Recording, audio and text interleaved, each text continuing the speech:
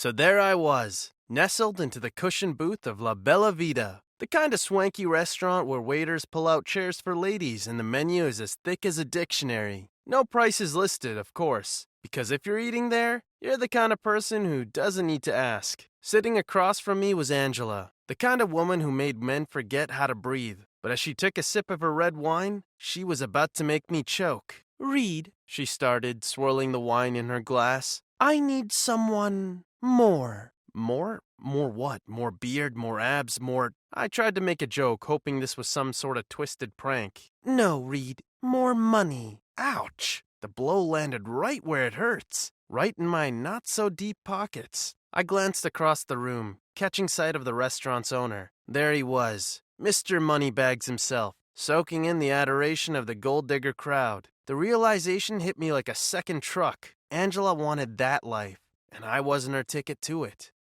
Check please, I exclaimed, throwing my hands up and using the "this is fine" meme in real life. Who knew life could be so, memeable? Just as I thought it couldn't get any worse, Angela, in her grand finale, decided to baptize me in her expensive Cabernet Sauvignon. The red liquid splashed across my face, each droplet a tiny reminder of my insufficiency. The next day, the remnants of my dignity were replaced by a crisp suit. I found myself in the corporate labyrinth of Starbright Corp, armed with nothing but a pen and a contract I didn't bother reading. Seriously, who reads contracts? It's like trying to make sense of the Inception plot on the first go. The first day at the job was a whirlwind. Faces blurred into each other. Words swirled around my head, and before I knew it, I was out cold. Imagine my surprise when I woke up in a luxurious room that could have put the Ritz to shame. I was handed my contract by a worried-looking maid, who seemed as surprised to see me as I was to be there. "Sir," she stuttered, "you signed up to be Mrs. Sterling's live-in personal assistant for a year." And that's when it hit me. My boss was a woman, and I was living in her mansion. Talk about a plot twist. "Welcome to your new life, Reed,"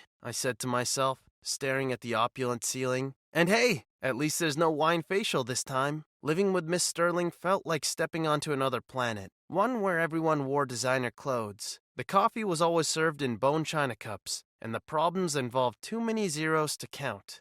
One evening, we were in her office, surrounded by financial reports. She looked up from the papers, her eyes scanning mine. "Reed," she asked suddenly, her gaze intensified, "do you know why I'm successful?" I was taken aback by the sudden question. I tried to lighten the mood. "Is it because you're secretly a Jedi Master?" I joked, grinning. She didn't return the smile. "No, Reed," she said, her voice firm. "I'm ruthless. I do what needs to be done, no matter what." The way she said it was so simple, like she was talking about the weather. My internal monologue was singing a different tune, though. Well, that escalated quickly. In the following weeks, I learned more about business than any MBA program could teach. She was my mentor, my guide, my alarm clock. She didn't just teach me about numbers. She showed me how to navigate the labyrinth that was the business world. The early morning meetings were brutal, but they were also enlightening. One day, as we were celebrating a small victory over takeout sushi, something shifted. Was it the way her eyes sparkled in the candlelight? Or the way she laughed at my terrible jokes? I wasn't sure, but something was definitely brewing. "Don't go there, Reed," I warned myself.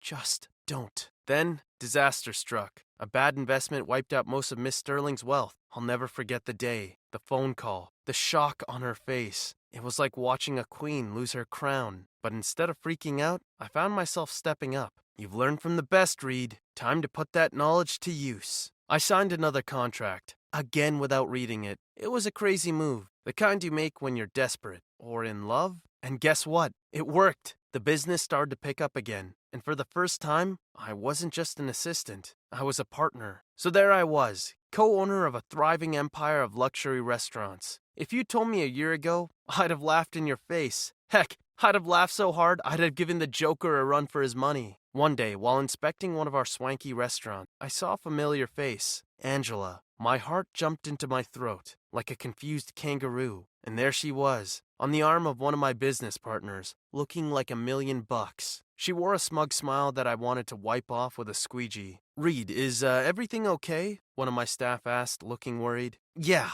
I replied, forcing a smile. "Just saw a ghost." I decided to play a little game. Walking up to their table, I pretended to be a waiter. "This is your moment, Reed," I thought. "Time for some good old-fashioned revenge." Good evening, madame, I said, putting on my best French accent. May I recommend the wine? She looked at me, her eyes narrowing. Do I know you? Her voice was dripping with condescension. I maintained the act. I don't think so, madame, but the Cabernet Sauvignon is excellent. Her date, my business partner, recognized me. Reed? He exclaimed, his eyes wide with shock. What are you doing? James, I said, dropping the accent. Just making sure our guests are well taken care of. Then I turned to Angela, who was growing pale. And Angela, I continued, my voice icy, I believe I owe you a glass of wine. Her eyes widened as I poured the wine onto her expensive dress. The room fell silent. I could almost hear jaws dropping. And Angela, I added, enjoying the shock on her face, you're banned from all my restaurants. Forever. I walked away, leaving Angela sputtering and the entire restaurant in shock. Revenge is a dish best served with a side of Merlot, I thought,